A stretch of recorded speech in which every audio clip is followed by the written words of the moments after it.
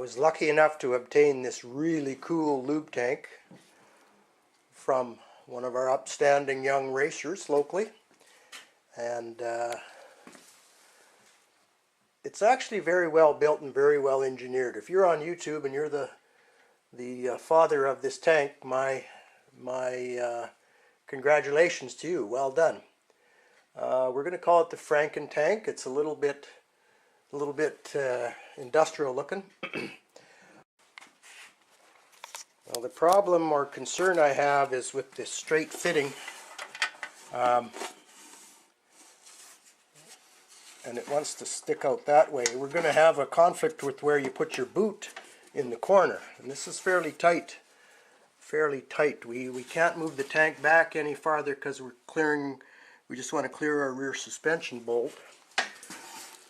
And I could build a tin shield or aluminum shield here, which you can buy pieces for that anyway, but I also thought about putting an angle fitting here and coming up and around, and then you'd see the whole line. But Buddy Derek's lube tank runs through this tube in the side, and the fuel line, lube line just fits in there. So I think that's what we'll do. I already started grinding on there to make a hole, so we'll finish that up.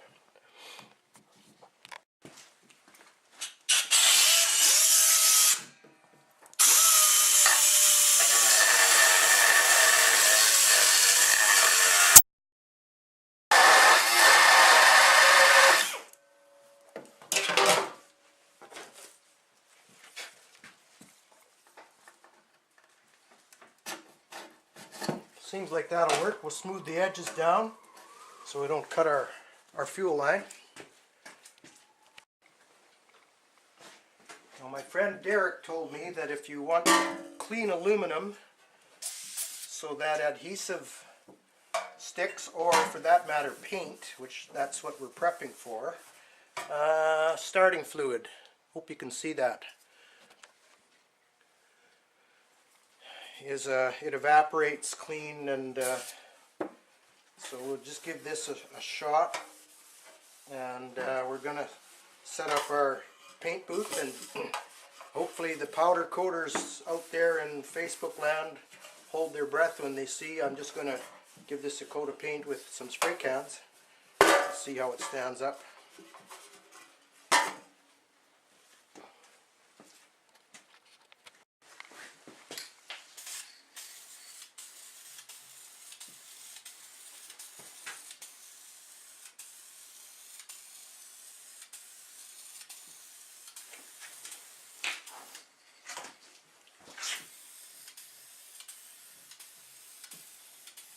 Now, I believe there are self-etching primers for aluminum, but this is what we happen to have in that last box of goodies I got from Freddy's auction sale. So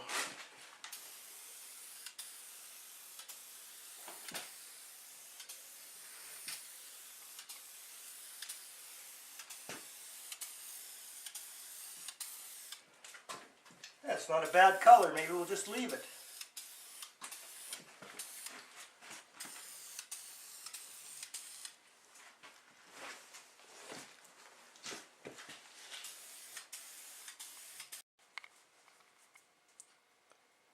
So we have roughed in the lube system.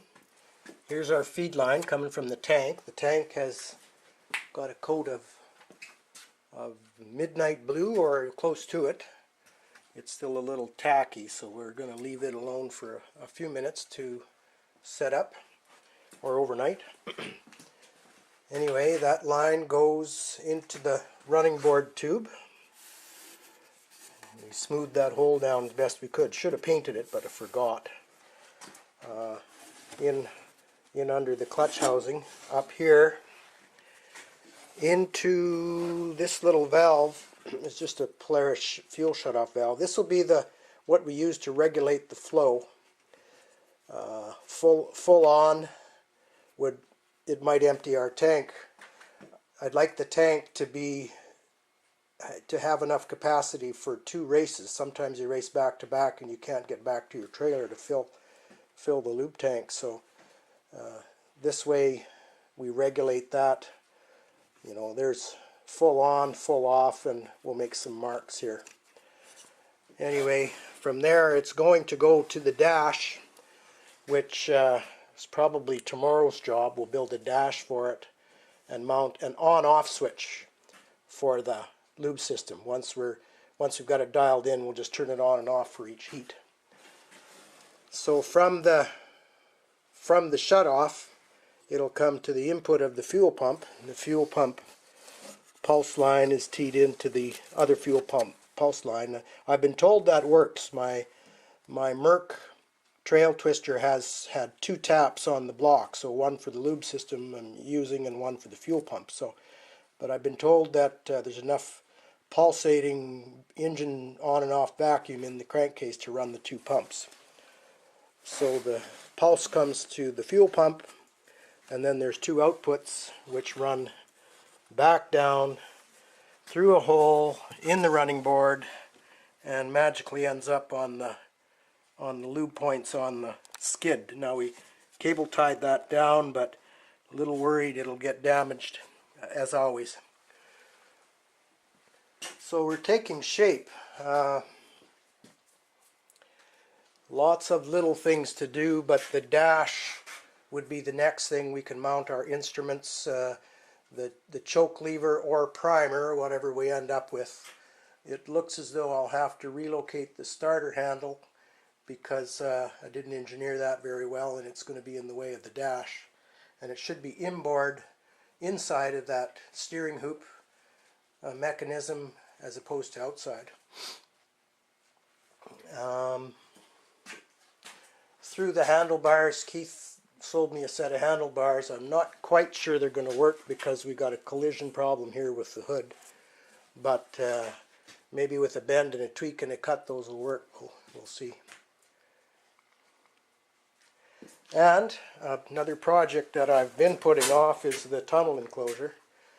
The rules state that that has to be enclosed so some poor racer, yours truly included, doesn't get his leg in there or an arm and get made into hamburger. So that'll be take a little bit of engineering as well.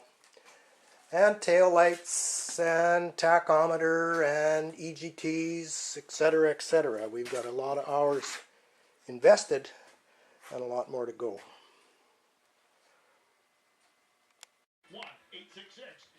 Lube tank is mounted, painted and mounted. I put some thin foam in behind and underneath. A couple rivets in the front, and I had to space these rivets out a little bit. Too much gap in behind. It was going to pull those ears down way too far. Haven't leak tested. Well, I did leak test it when I got the tank, but I haven't leak tested it since. Turned out good. So now the only lube system connection we have to do is the shutoff, which will go on the dash. Speaking of which, you'll recall we made a template in an earlier episode of how we wanted the dash to turn out. Took our chunk of aluminum to LeQuay Welding, and Trevor used his shear and chopped that off. Nice 6.5 inch piece, and then he rolled the edge for me on his brake, so he saved me a lot of do-it-yourself hassle. So anyway, we marked out the pattern, and I got a little start on cutting the metal. I just use an little rotary cutoff saw, except for the curves. That's more or less done by hand. So we'll chop that up and see how it turns out.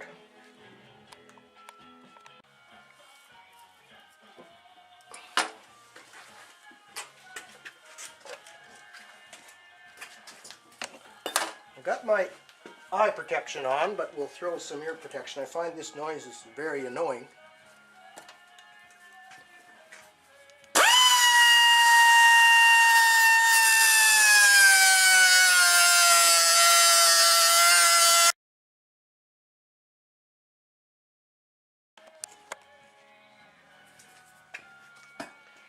Well, we'll attempt to freehand this.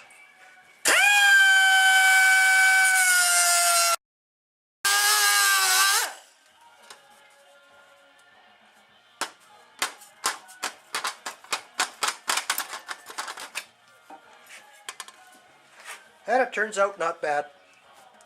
I'm not a metal worker, as you can tell. So the cutting's done. I did a little buffing on the grind wheel, but there's nothing like a file.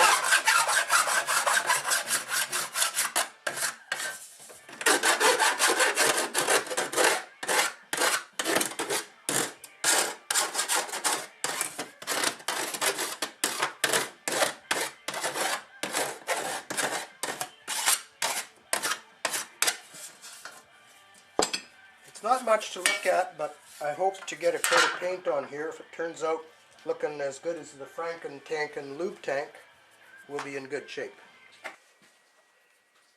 We have a tack off a 95 Indy 500, a little bit bigger than the old tacks, so we're going to mount it dead center because, yahoo, we'll start again.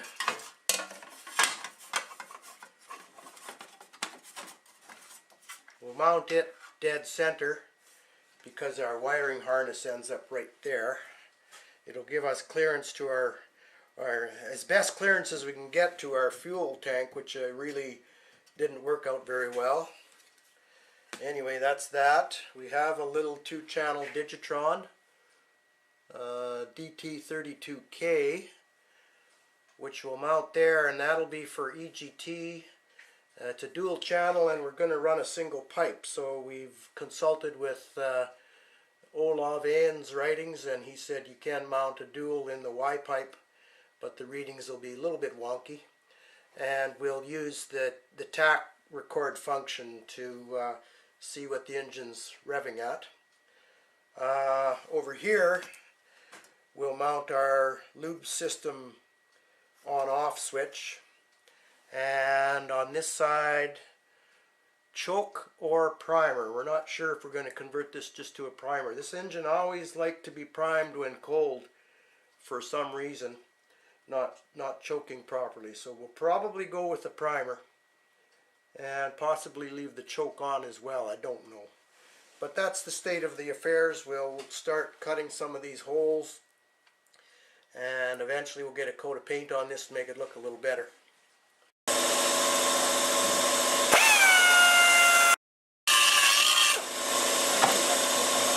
We're getting close.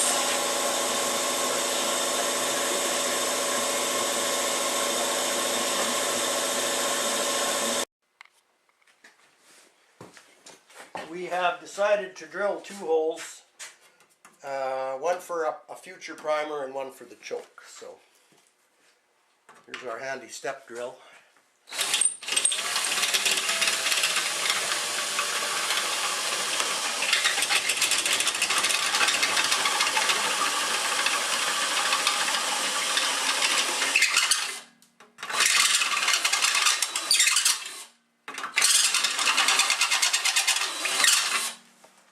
We don't want to overdo it.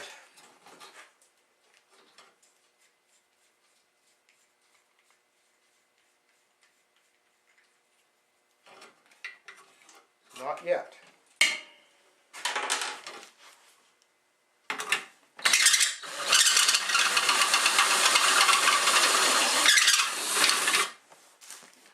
And we're probably still not ready.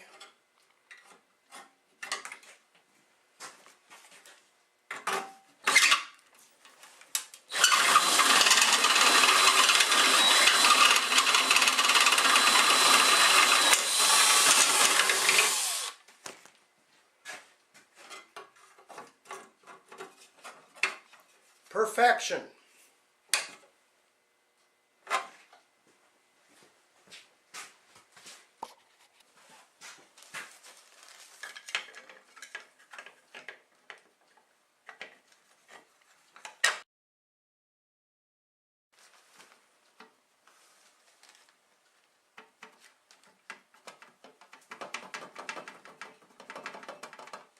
So we got a bit of a loose goose here.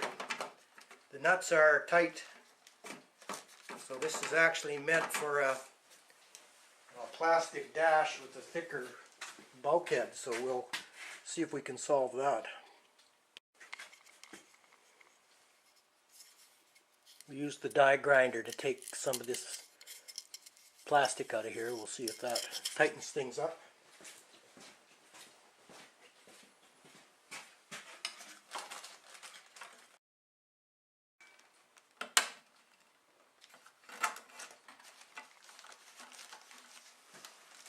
I have no idea what we're going to operate this engine at for RPMs. Probably around 8 for a stock trim TX250, but we might run it a little higher if it'll make any difference. So I'm going to put the tach at 8,000 RPM at top dead center. We might put a little white mark on there later. Looks like a real race sled.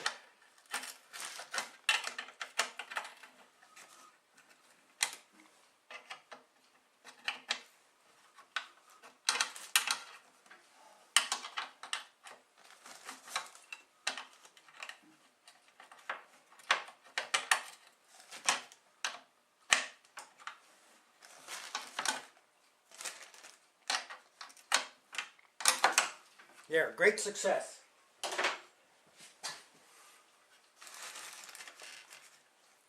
This is a point where I'm glad I used the factory harness because the tach just plugs in. Now we're not sure if we're going to use a primer on this sled or a choke or both, so I drilled 2 holes.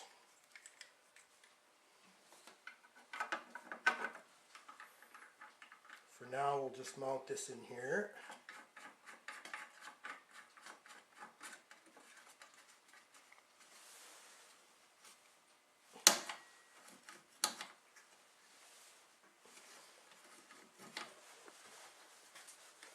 Alright, we'll tighten that with our water pump pliers later.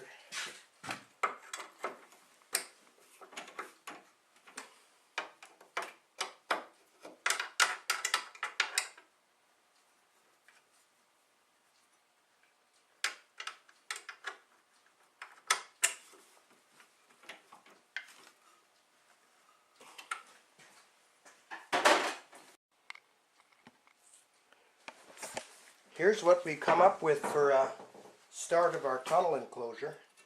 This is a piece of fairly heavy aluminum. It's out of an old VHF radio chassis. That's why it has all the holes. Not the prettiest, but it's the price was right. Anyway, the mud flap will go on over that. Now the mud flap won't be that functional with the metal inside, but it'll make things look a little better. So that's shaping up. Our next plan is to build our little side panels. We would like to get the tunnel enclosure down to the level of the bolts on the rear axle. That's kind of what our current rules state. And we'll be close. If we sit on the sled, it'll compress a little bit, and then we'll have the right clearance. So I will carry on grinding away on aluminum pieces, and we'll maybe let the camera run a little later.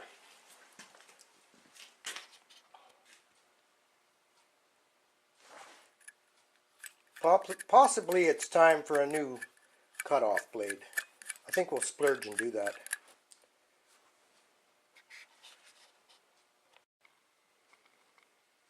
This is the completed tunnel enclosure. I forgot to turn the camera on again, but solid back plate, a couple bends, and then we fashioned some streamlined covers.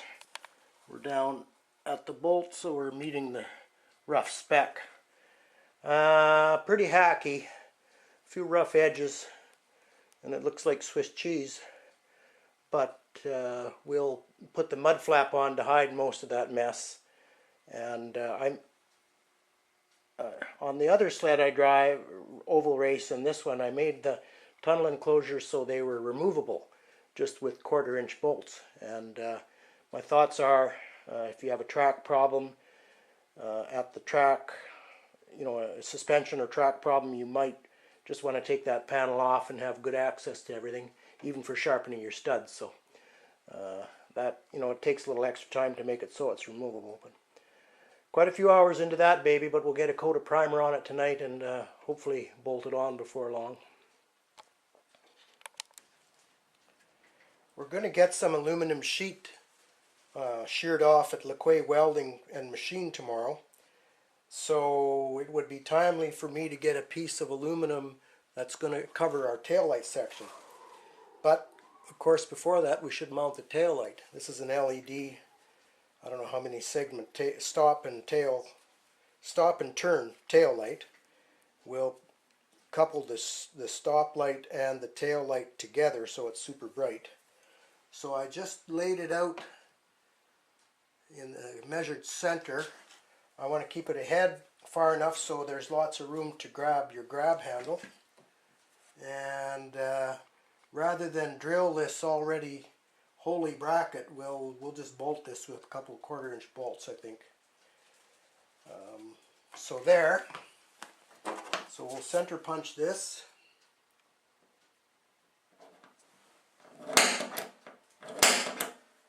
A spring-loaded center punch is probably one of the better inventions. Doesn't really leave a real pock mark, but it does leave enough to start the drill.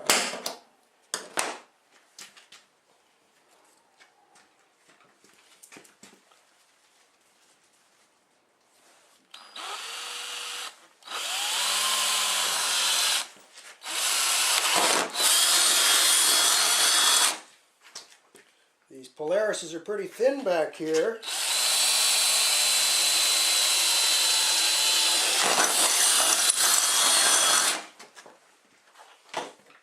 So we'll see if we can find a couple short 1/4 inch bolts.